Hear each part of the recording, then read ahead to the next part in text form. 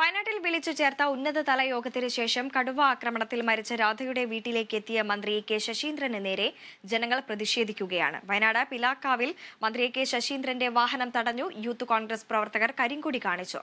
Police പ്രതിഷേധക്കാരെ നീക്കാൻ ശ്രമിക്കുകയാണ്.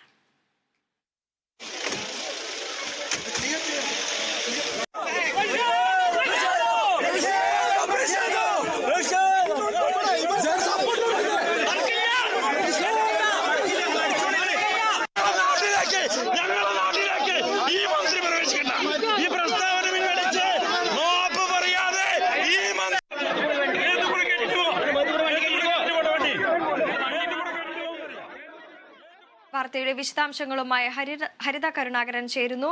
ഹരിത, ജനങ്ങളുടെ വലിയ രീതിയിലുള്ള ഒരു പ്രതിഷേധം തന്നെയാണ് നമുക്ക് കാണാൻ സാധിക്കുന്നത്. മന്ത്രി മാപ്പ് പറയണമെന്നാവശ്യപ്പെട്ടുകൊണ്ട് തന്നെയാണ് ഇവരുടെ ജനരോഷം നമുക്ക് കാണാൻ സാധിക്കുന്നത്. ഇപ്പോഴും ഈ ഒരു സംഘർഷാവസ്ഥ തന്നെ തുടരുകയാണോ? വിവരങ്ങൾ. വൃന്ദ, അല്പസമയം മുൻപാണ് ഈ കടുവാക്രമണത്തിൽ മരണപ്പെട്ട രാധയുടെ വീട്ടിലേക്ക് വനമന്ത്രി കെ ശശീന്ദ്രൻ എത്തുകയുണ്ടായത്. തുടർന്ന് മന്ത്രി അവിടെ എത്തിയ ഉടൻ തന്നെ ജനങ്ങൾ ഒരു പ്രതിഷേധത്തിനുള്ള ഒരു തയ്യാറെടുപ്പിലായിരുന്നു. തുടർന്ന് മന്ത്രിക്ക് നേരെ കരിങ്കൊടി വീശുന്ന ഒരു സാഹചര്യം ഒക്കെ ഉണ്ടായി. എങ്കിലും വയനാട് ഇപ്പോഴും ഈ കടുവയാക്രമണത്തിന്റെ പേരിൽ ജനങ്ങൾ ആശങ്കയിലാണ്. അതിന്റെ പേരിലുള്ള ഒരു പ്രതിഷേധവും അവിടെ കരക്കുകയാണ്. മന്ത്രി ഇത്രയും ദിവസം അവിടെ സന്ദർശനത്തിന് എത്താത്തതിന്റെ പേരിലും കൂടിയാണ് ഇപ്പോൾ അവിടെ ഒരു പ്രതിഷേധം ഉണ്ടായിരിക്കുന്നത്. മന്ത്രിക്കെതിരെ ശക്തമായ ജനരോഷമാണ് രൂപപ്പെട്ടിരിക്കുന്നത്. പ്രതിഷേധക്കാർ മന്ത്രിക്ക് നേരെ കരിങ്കൊടി വീശുന്ന ഒരു സാഹചര്യം ഉണ്ടായി. യൂത്ത് കോൺഗ്രസ് പ്രവർത്തകരാണ് പിലാക്കാവിൽ വെച്ച് മന്ത്രിയുടെ വാഹനത്തിന് നേരെ കരിങ്കൊടി വീശിയത്. രാഷ്ട്രീയ പ്രേരിതമാണ് ജനരോഷമെന്നും രാധ വനത്തിനുള്ളിൽ പ്രവേശിച്ചപ്പോഴാണ് കടുവ ആക്രമിച്ചതെന്നുള്ള മന്ത്രിയുടെ പ്രസ്താവനയിൽ പ്രതിഷേധിച്ചാണ് ഇപ്പോൾ ഇങ്ങനെ ഒരു പ്രതിഷേധം അവിടെ ഉണ്ടായിരിക്കുന്നത്. പ്രസ്താവന പിൻവലിച്ച് കുടുംബത്തോടും പ്രദേശവാസികളോടും മന്ത്രി മാപ്പ് പറയണമെന്നാണ് ഇപ്പോൾ നാട്ടുകാരുടെ പ്രധാനപ്പെട്ട ഒരു ആവശ്യമെന്ന് പറയുന്നത്. അതേസമയം തന്നെ ഈ കടുവയുടെ സാന്നിധ്യം കണക്കിലെടുത്ത മേഖലയിൽ ഒട്ടാകെ ഇപ്പോഴും നിരോധനാജ്ഞ തുടരുകയാണ്.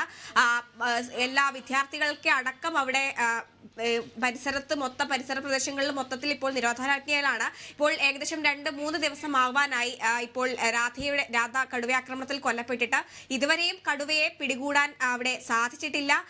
ഇന്ന് RRT സംഘത്തിലെ ജയസൂര്യക്ക് പരിക്കേൽക്കുന്ന ഒരു സാഹചര്യവും ഉണ്ടായിട്ടുണ്ട്. എങ്കിലും കടുവയുടെ സാന്നിധ്യം ആ പരിസരത്ത് തന്നെ ഉള്ളതിനാൽ ആളുകൾ നല്ല ഭീതിയിലാണ്.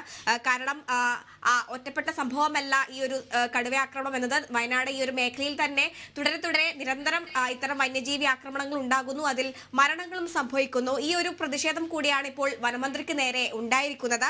അതേസമയം തന്നെ ഇപ്പോൾ മന്ത്രി കുടുംബാംഗങ്ങളുമായി സംസാരിക്കുകയാണ്. രാധയുടെ വീട്ടിൽ തന്നെയാണ് മന്ത്രി ഇപ്പോഴും. മന്ത്രി ഇതുവരെ തിരിച്ചു പോയിട്ടില്ല. എങ്കിലും ഈ കടുവയാക്രമണത്തിൽ ശാശ്വതമായിട്ടുള്ള ഒരു പരിഹാരമാണ് അവിടുത്തെ ജനങ്ങൾക്ക് വേണ്ടത്. അതേസമയം തന്നെ ഈ വന്യജീവി ആക്രമണങ്ങളിൽ നിന്നും സ്ഥിരമായിട്ടുള്ള ഒരു പരിഹാരം അവർക്ക് വേണമെന്നാണ് അവരുടെ ആവശ്യം. കാരണം എത്ര വർഷങ്ങൾ എന്ന് വെച്ചാണ് അവർ ഇത്രയും ഇങ്ങനെ ഒരു ആക്രമണങ്ങളിൽ ഭീതി പടർന്ന് ജീവിക്കുക എന്ന കാര്യം വളരെ ചോദ്യചിഹ്നമായി നിൽക്കുന്ന ഒരു കാര്യമാണ്. സ്ഥിരമായിട്ടും വന്യജീവി ആക്രമണങ്ങളിൽ നിന്നൊരു പരിഹാരം വേണമെന്നാണ് നാട്ടുകാരുടെ പ്രധാനപ്പെട്ട ആവശ്യം. ആ മേഖലയിലെ ജനങ്ങൾക്ക് ഭീതി കൂടാതെ ജീവിക്കാനുള്ള ഒരു സാഹചര്യം കൂടി അത്യാവശ്യമായിട്ട് നൽകേണ്ടതാണ്.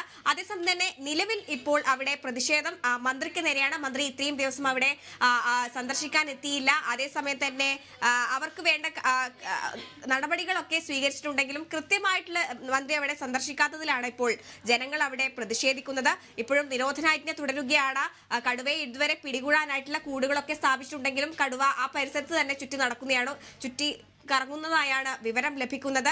അതേസമയം തന്നെ ഇന്ന് മയക്കുവെടി വെക്കുന്ന ഒരു സാഹചര്യം ഉണ്ടായെങ്കിലും ആ വെടി കൊള്ളുന്ന ഒരു സാഹചര്യം കടുവയ്ക്ക് ഏറ്റില്ല എന്നുള്ള കാര്യങ്ങൾ അടക്കം പുറത്തു വരുന്നുണ്ട്.